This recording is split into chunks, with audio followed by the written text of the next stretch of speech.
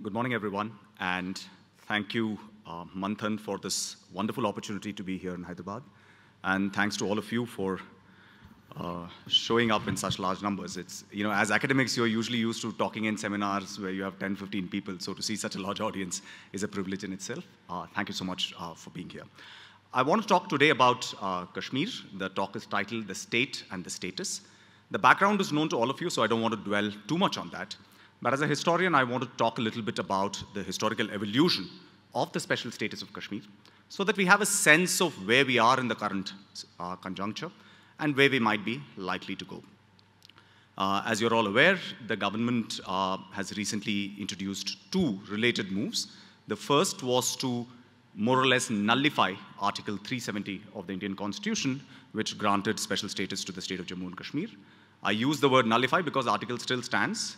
It has not been removed. It has just been reduced to a shell. Along with it, the government has also moved legislation to bifurcate the state into two union territories. Yeah? So the state itself will be reduced to two different union territories by the end of this month. So that is where we are. And what has been interesting to me as a student of history is how, both at the time when these issues were tabled and discussed in Parliament, and subsequently, the history of the Kashmir dispute has been invoked in order to justify, to legitimize these moves as being absolutely necessary.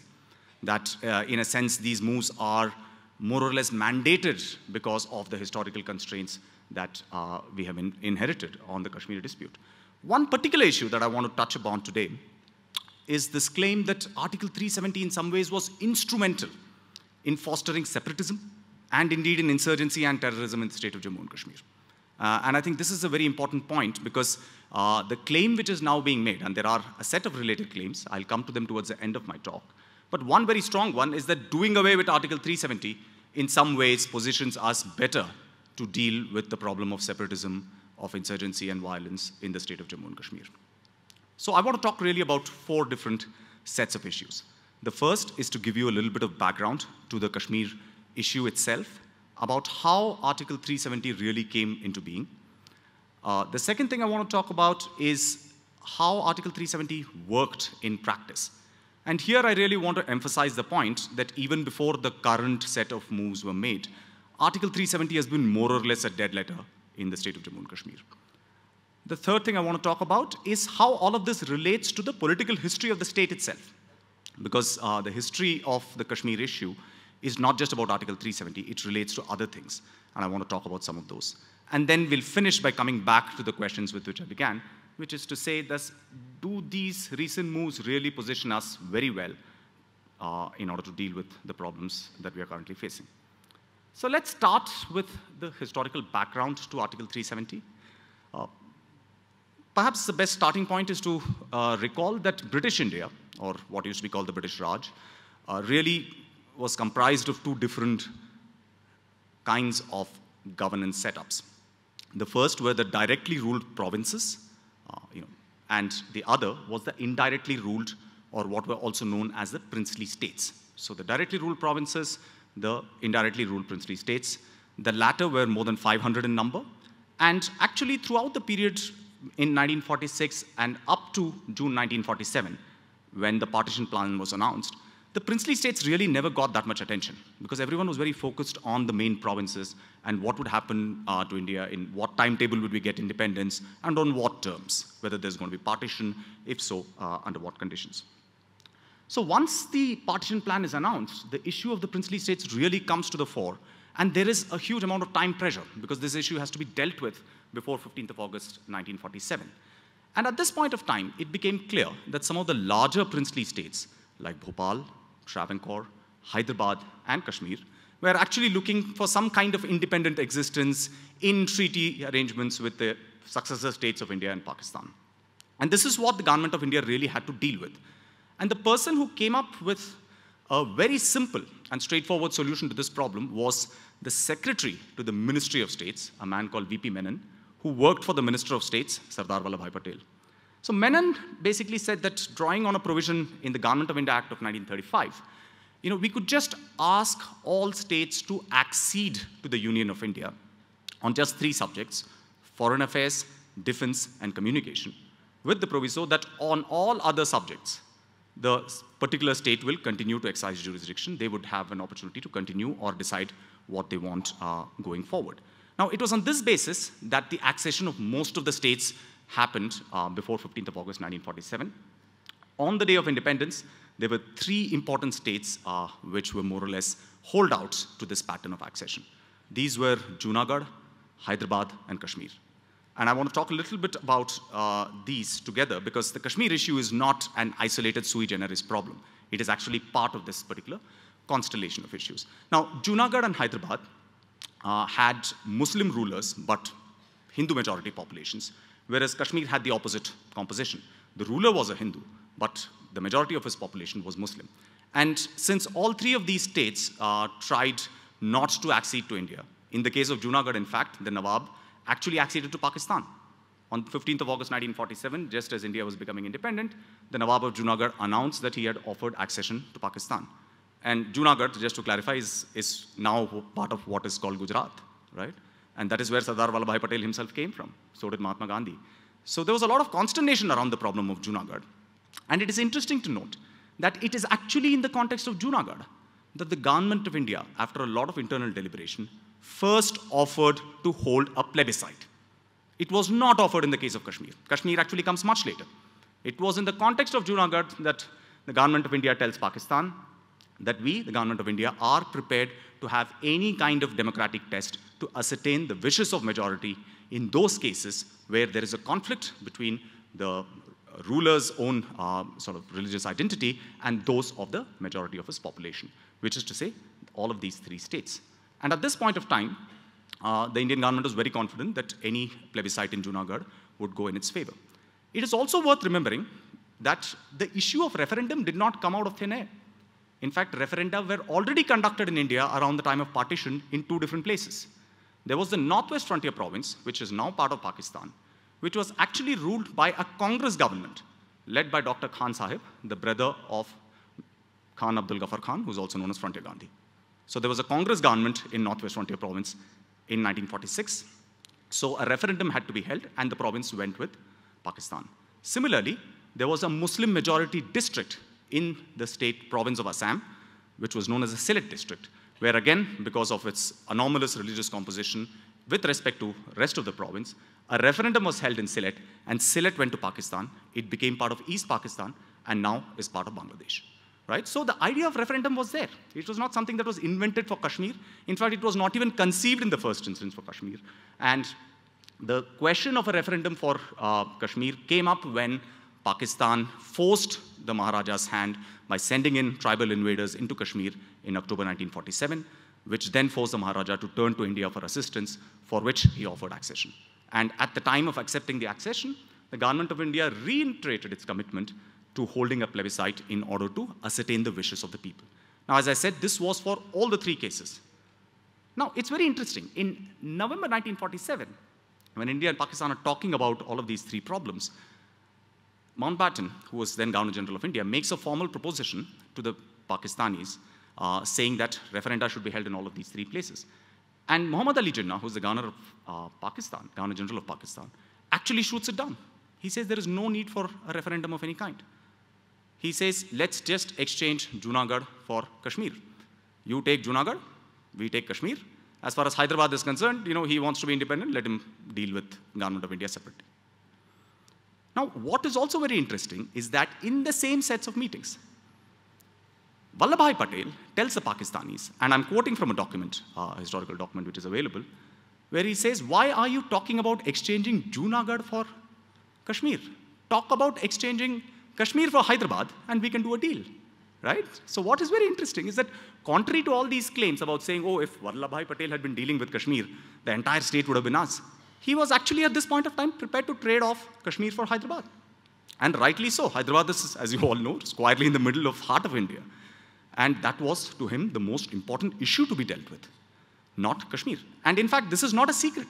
On 11th of November 1947, when the Indian army moved into Junagadh, Vallabhbhai Patel went and made a public speech where he mentions the same point. And you can all go and read that speech. It's available in his collected speeches.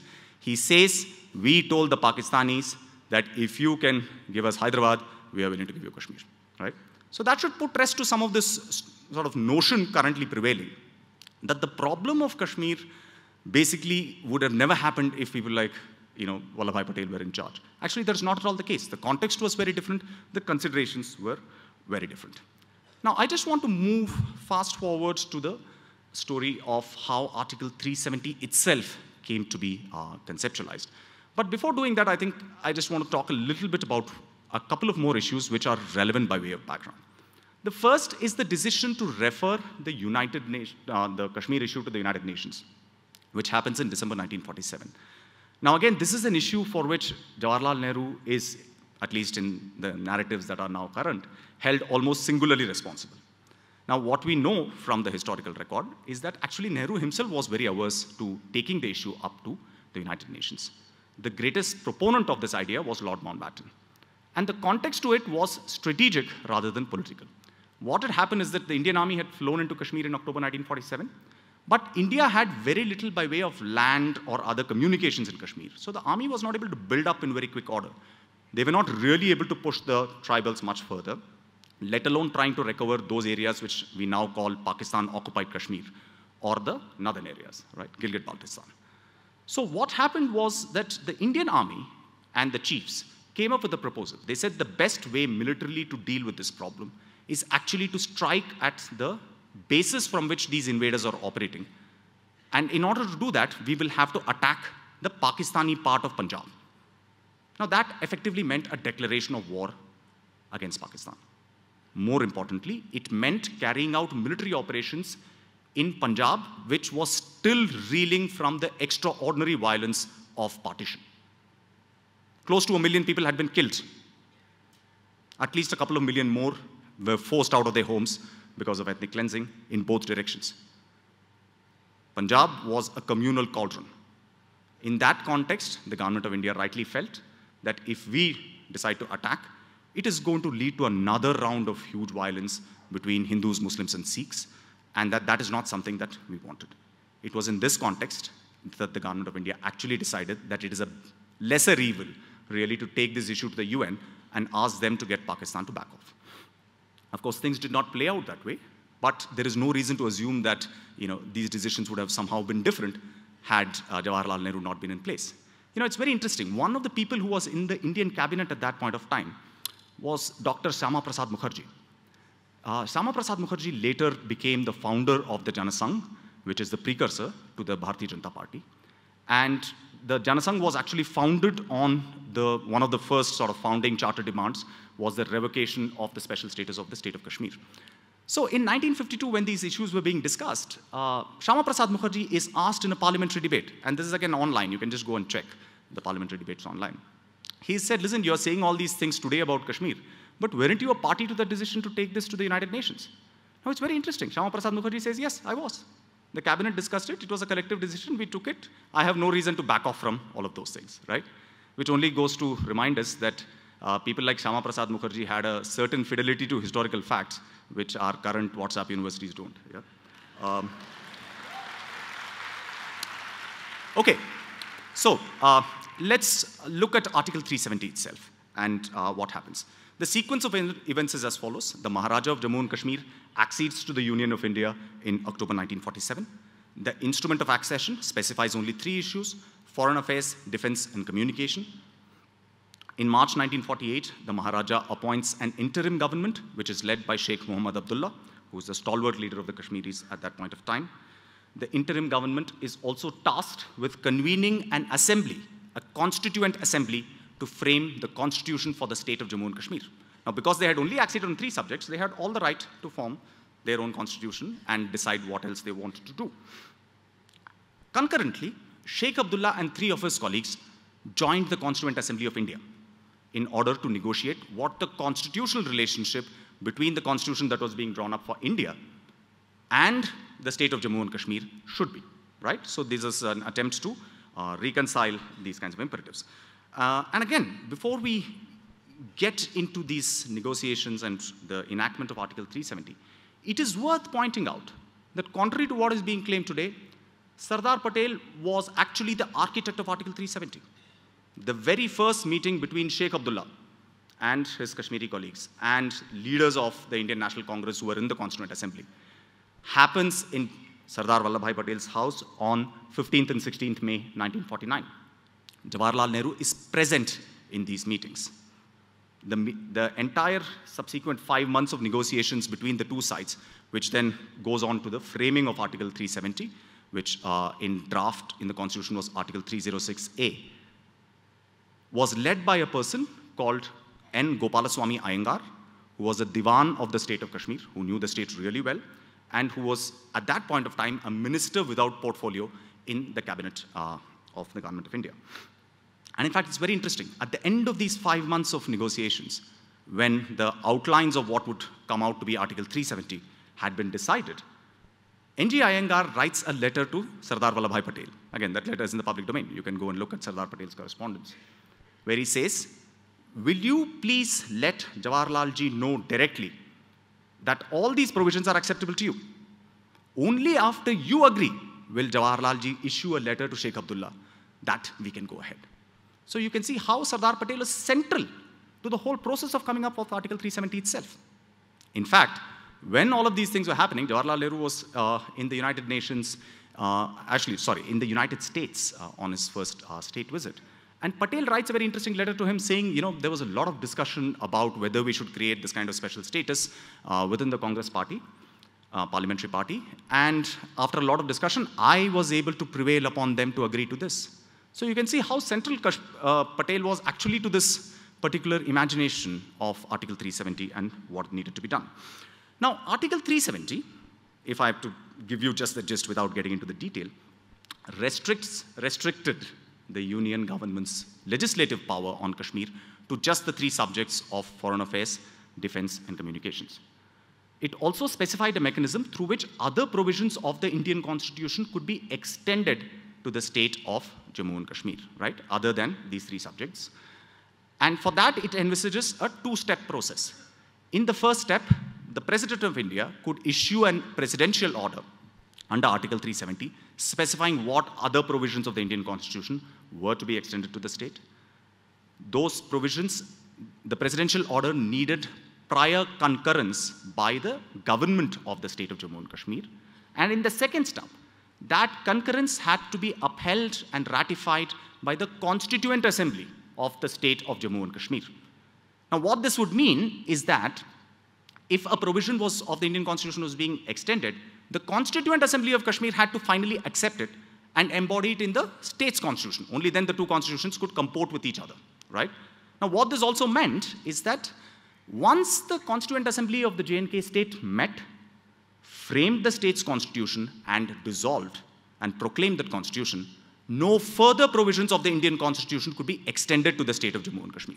Now, it is in this way that an ironclad guarantee was given, or what people assumed were ironclad guarantees back then, about the special status of Jammu and Kashmir. That is how autonomy was given. So the fundamental principle was that the Kashmiri people, through their representatives in their Constituent Assembly, would decide how much and what of the Indian Constitution they were willing to accept over and above the 3 subjects on which accession had happened, right? So that is the underlying principle under which these things are called. Now, this is also the reason why the article is called temporary in the text of the Constitution. It was temporary because the final provisions could only come about once the Kashmir state's constitution had been framed by their Constituent Assembly. It is also interesting that unlike other temporary provisions of the Indian Constitution, there is no time specification here. Most of the other provisions of the Indian Constitution which are temporary, like reservations, etc., have a 10-year time bound. There is no such specification in the case of Kashmir. Now, the one other point I want to point out is that Kashmir was not the only state to have its Constituent Assembly. It is not as if it was sui generis in that context. There were 3 other states, princely states, which actually had their own Constituent Assemblies. These were Travancore, Mysore, and Saurashtra. So Saurashtra's Constituent Assembly decided in 1949 that they would embrace all of the Constitution of India, and they dissolved themselves. So that was taken care of. In the case of Travancore and Mysore, the Constituent Assemblies could not make that determination. In fact, it was only in 1952 that after the first general elections had happened, And Congress ministries were in power in all of these states, and they had taken control of the constitution-making process within those states, that the constituent assemblies of these two states, which is Cochin and, Travancore Cochin and of Mysore, decided that they will accept all provisions of the Indian constitution and dissolve themselves. So Kashmir was the only one where this did not happen, and the Constituent Assembly was supposed to play out in its own way. Now, the working of Article 370 over the period from the time it was put into place, from the time the Constitution came into existing, was already a difficult affair requiring a lot of negotiation, give and take from time to time. Even in the early years, this was very true. For instance, the Kashmir State's Constituent Assembly met for the first time in November 1951, right? And by the time the Constituent Assembly set about deciding how to frame the state's constitution, Sheikh Abdullah wrote to Jawaharlal Nehru and the Union government with a special request. He said, I want to depose the Maharaja of Kashmir and do away with the hereditary ruler. And what the state should have is an elected Sadr-e-Riyasat, which is to say an elected governor of certain kind. Now, there was a problem with this request because the President of India had recognized the Maharaja of Kashmir as the ruler of the state in the Indian Constitution. So, you had to find a way of dealing with this problem. And that led to the first most important set of discussions between Sheikh Abdullah and Jawaharlal Nehru, leading in 1952 to an agreement which is known as the Delhi Agreement. So the Delhi Agreement basically said what were the other kinds of broad provisions and arrangements of the Indian Constitution that the Kashmir state was willing to accept, right? So this was, again, you see how, despite Article 370 being there, you needed to refine its terms and understand what exactly needed to be done. Now, when the Delhi Agreement is concluded, Jawaharlal Nehru is supposed to have said to Sheikh Abdullah, famously, that Sheikh Sahab, we will ensure that India will bind Kashmir through chains of gold. I think that statement is both promising and ominous in the way that it played out. Now, it's very well known that within a year after the Delhi Agreement of 1952, Jawaharlal Nehru and Sheikh Abdullah had a falling out. The reason for that was basically the desire on the part of Sheikh Abdullah to ensure that Kashmir state's autonomy should not be further encroached upon, right? And even in the current discussions on Kashmir, it is constantly said that, the Kashmiri constitution in some ways is less progressive than the Indian constitution, because Kashmiris were not even willing to accept the fundamental rights provisions of the Indian constitution, yeah? So in a sense, it's seen as somehow being regressive. But actually, that's far from the case. The reason Kashmir state did not want to accept the fundamental rights provisions of the Indian constitution when the constitution was coming into being was because one of the fundamental rights was the right to property. And Sheikh Abdullah had something called a Naya Kashmir agenda, which was his political blueprint for the state of Jammu and Kashmir, which envisaged very large-scale agrarian reforms. Now, under the old, princely dispensation, very large amounts of the state's lands were in the forms of what you would call as jagirs, many of which were actually owned directly by the state or by the Maharaja and his extended kin. So Sheikh Abdullah was very clear that land had to go to the tiller. And in order to do that, they would have to be taken away from the Jagirdars. And he was very clear that the Kashmir state should not provide any compensation for it. Now, if you enshrined right to property as a fundamental right, then the question of compensation automatically comes into play. It happened in the case of all zamindari abolition in India. There were lots of litigations in the 1950s. And Sheikh Abdullah wanted to avoid that. Yeah? So it is actually in order to enact a more progressive provision that the Kashmiris refused to adopt the fundamental rights provisions of the Indian Constitution. While we are at this issue, I must say that other claims have been made saying that there is no reservation for scheduled castes and scheduled tribes in Kashmir. It's totally false. All of those provisions are there. Anyone can go and check it out for themselves. So what happened? When Sheikh Abdullah enacted these very far-reaching reforms, which hit at the basis of the power and property of the inherited elites of Kashmir, who were also Dogra Hindus in terms of their religious identity, the issue became something like a Hindu-Muslim issue in the context of Kashmir, onto which then the Janasangh patched itself and said that we support the claim of the Dogras for closer integration and doing away of all special status. The demand by the Praja Parishad in Jammu, which was the representative of the Dogra Hindus, was of course driven by their desire to protect their property rights. and to ensure that their status, which had been derogated by the rise of the Kashmiri Muslims, particularly in the form of Sheikh Abdullah, was restored, right? It's a classic sort of principle of reaction. And the Janasangh gave it a much wider pan-India context and launched a mobilization which unnerved Sheikh Abdullah and then led to the rift between him and Jawaharlal Nehru. And ultimately, Sheikh Abdullah was imprisoned and dismissed as Chief Minister of Jammu and Kashmir. While we are at this point, I must say that, as a historian, when I look back at these things, it strikes me that 1953 really was the pivotal moment. Jawaharlal Nehru's biggest blunder when it came to dealing with Kashmir was the dismissal, arbitrary, completely unconstitutional dismissal of Sheikh Abdullah. Nehru at that point of time said in Parliament that it was done by people on the ground. We have documents now to show that Nehru was central to the process of dismissal of Sheikh Abdullah. He drafted the set of instructions which went out to Sadr Riyasat Karan Singh. So I think it is incumbent upon us to recognize what was done at that point of time. In fact, it's very interesting.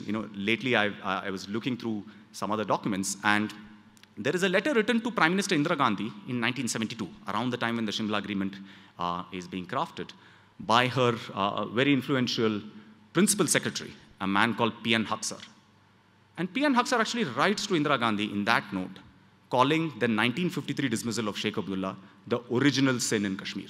And I think that characterization is very apt and very astute.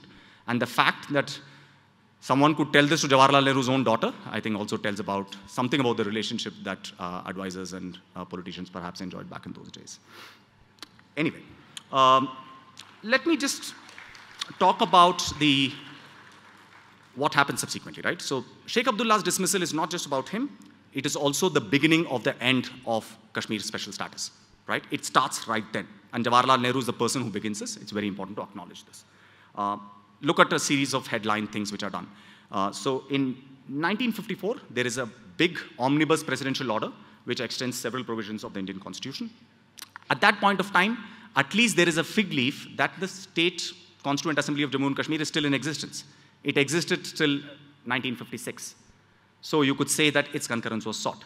But even after the State Constituent Assembly met, dissolved, promulgated the Constitution, provisions of the Indian Constitution kept on being extended to the state using presidential orders under Article 370. Now, this is totally antithetical to the spirit of the article, which was that the Kashmir Constitution should decide finally, once and for all, what needed to go in, right? So in 1964, November 1964, just after Jawaharlal Nehru's death, Article 356, which is imposition of president's rule, is extended to the state of Jammu and Kashmir, right? Through a presidential order in Article 370.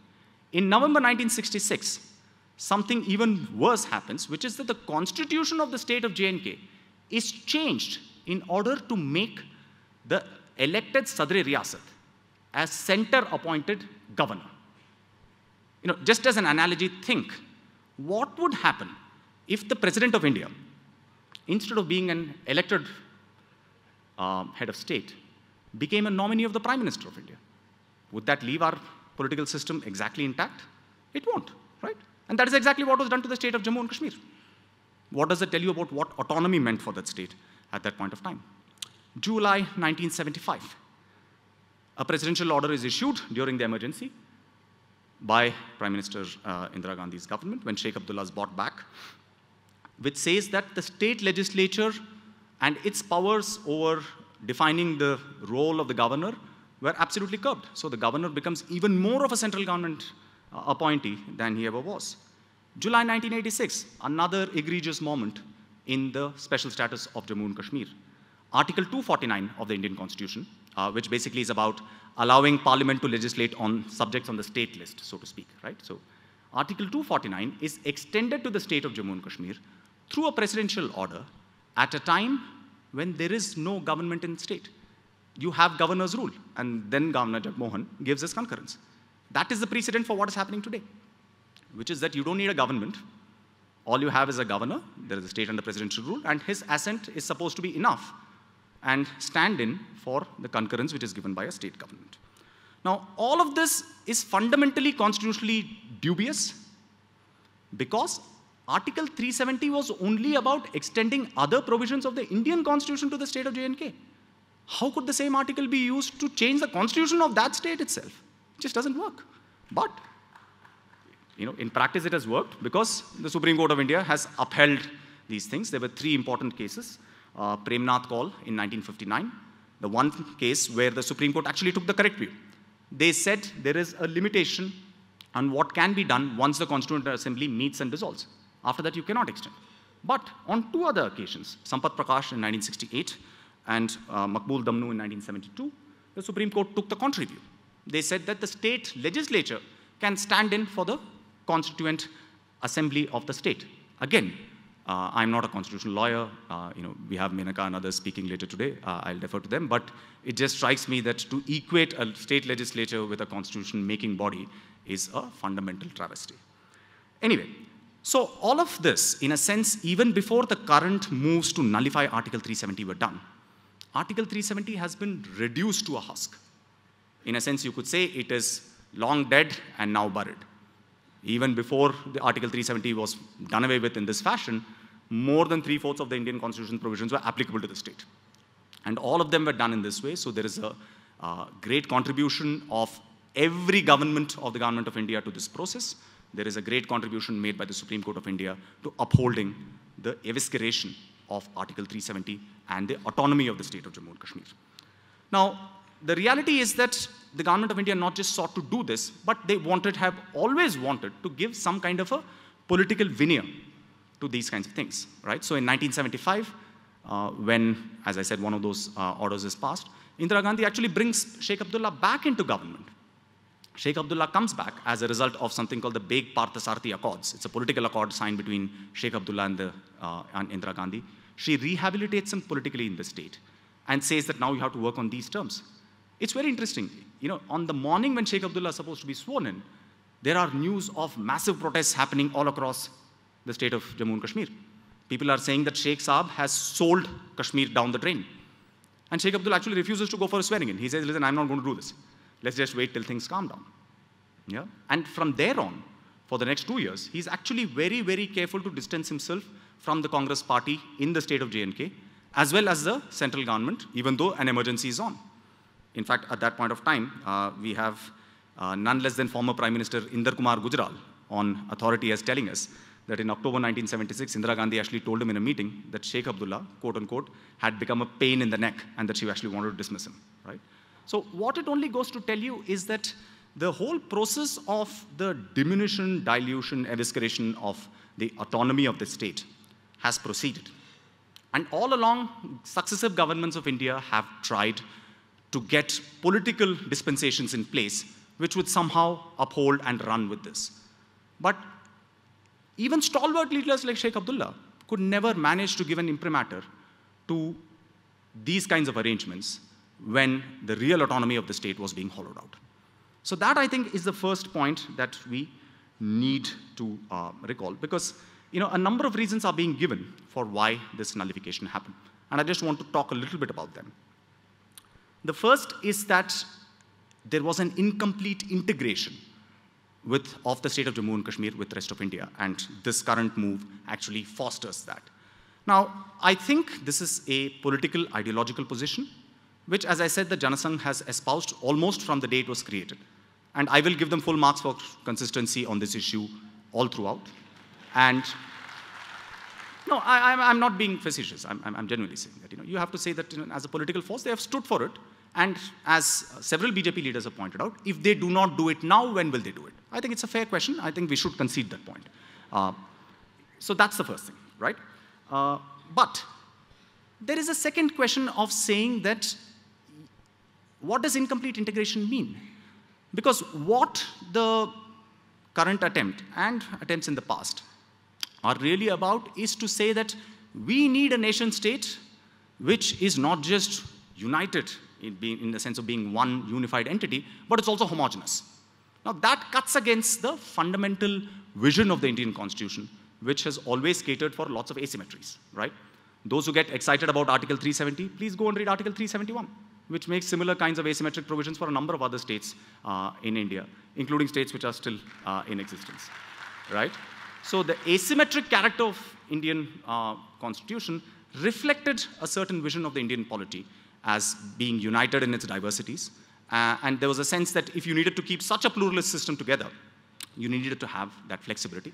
The current move is an attempt to show that to be wrong. We'll see how it works out. The second thing is about saying that, listen, we need a new political class to emerge in Kashmir. Kashmir has been hostage to a set of 3 families which have been very corrupt, etc., and that we need to create a new class of political leaders. And the attempt to, by bringing the state down to union territory status, in effect, you're hoping that this new class will now focus on regaining statehood rather than talking about things like autonomy, etc., right? Panchayat elections have already been announced in the state of J&K. So again, as I said, there have been various attempts in the past to mold the politics of Kashmir in order to fit with the central government's desire to do away with the autonomy of the state. And even very, very tall leaders in the state, like Sheikh Abdullah, have never been able to deliver on that. So what we have to think about today is, at a time when all the pro-India leaders have been discredited at one stroke, are we really going to have a group of new leaders who can hold the state and make a case why being with India is better for them and still command popular support? Going by the historical record, I'd say that's a tall order. Another argument that is being advanced, and this is what I began with, is that Article 370 somehow led to separatism and insurgency. Actually, it's totally the other way around. It is the diminution, dilution, destruction of Article 370 which paved the way for the insurgency to happen. We now know that the first springs of the insurgency in Kashmir began in late 70s directly as a result of Sheikh Abdullah's deal with Indira Gandhi, because Kashmiris felt that there was nothing to be gained by staying with India. The arbitrary dismissal of Farooq Abdullah's government, the rigging of the 1987 elections, all of which set the stage for separatism and insurgency and violence in this, right? So far from Article 370 somehow being the cause, it is actually the successive governments' attempts to dilute Article 370 and make it a hollow shell, which is what led to the rise of insurgency. So if you're trying to solve for the problem of insurgency, frankly, this is not the right thing to do. This might well exacerbate the problem and prove us in other ways. The third argument which is made is that Kashmir's development has been held back because of Article 370. Because people were prohibited from acquiring land. There is something else called Article 35A, which has also been in the news, which allows, which has various kinds of restrictions on non-state domiciles buying property. In the first instance, those kinds of provisions exist for many other states. In the second place, if investment is to happen in Kashmir, you need peace, security, and stability to come in the first place. If we are not going to have peace, security, and stability, believe me, Indian capital is not going to go to Kashmir. Capitalism can do many things, but nationalism cannot balance out your books. And that is something that we need to remember. Yeah? And all I'll say is that, forget Kashmir, you look at a state like West Bengal, where there has been a drought in terms of investment by Indian capital over the last 30 years. And ask yourself, why has that happened? So this idea that tomorrow, once Article 370 has been done, investors are going to go flocking into Kashmir, at least to me, seems totally pie in the sky. The fundamental prerequisite is peace and stability. And that can only come if the people are with us. If we are going to get into another renewed bout of violence and a cycle of violence, which to me seems eminently possible, because the playing field is now open for Pakistan to meddle, to support more violence in the state. It is not clear to me that that argument about investment, etc., is going to make up. And the last point which I want to make, I don't want to dwell too much on it, I'm not an expert on the Indian Constitution, is what all of this really means for Indian federalism as a whole, right? As I said, to reduce a state to union territory status and bifurcate it when there is no state legislature in place goes against every provision of the Indian Constitution for how states are to be divided. Now, I'd imagine this would create all kinds of terrible precedents for us in the future. Imagine, look forward into the future, you have a very different government in the central government, which says that, a state like Tamil Nadu, and I'm giving Tamil Nadu only as an example because I'm a Tamil, and also because Tamil Nadu has not had any so-called national party in power since 1967, right? Let's say a future government decides that The state of Tamil Nadu is politically very difficult for us to break into. So what do? Hey, there is a precedent, right? Put it under governor's rule for, president's rule for a year, get the governor's concurrence, reduce it to union territories, right? Fantastic solution. I'd imagine, only because every precedent that has been made, the way that Article 356 has been abused in the past, creates conditions for future abuses. So I really wonder about what this is going to mean for us as a federal polity, a polity which is there, right? So let me just finish by saying that Kashmir is at a very crucial juncture in its history. And at this point of time, I think it is important for us to understand its real history, rather than swallowing myths, facile arguments, and propaganda. Now, historians are not the best people to talk about the future, because our professional concern is with the past. So what I'll say is that, we may well be on the cusp of a great new dawn in Kashmir. I'm willing to concede it. My ability to see the future is as good or bad as the next person's. But if anyone assumes that that vision of the future, that rosy vision of the future, is somehow backed by the history of the Kashmir state, then they are totally and absolutely wrong. Thank you.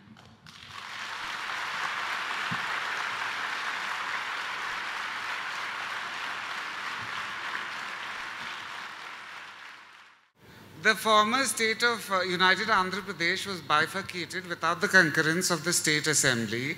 They repeatedly voted against the creation of Telangana, and still the union government passed an act creating Telangana. So why would this case be any different? So again, I'll defer to colleagues who might follow later on to talk about some of these things, but the requirement of the Constitution is that the state legislative assembly should have an opportunity to express its views. Those views are not binding on the Union Parliament. They can still go ahead and pass that. That is the reason why, despite. So the key thing is that democratic voices should be heard on the floor of the state assembly. In the case of Kashmir, there is no state assembly currently in play. So that is why these two cases are very different.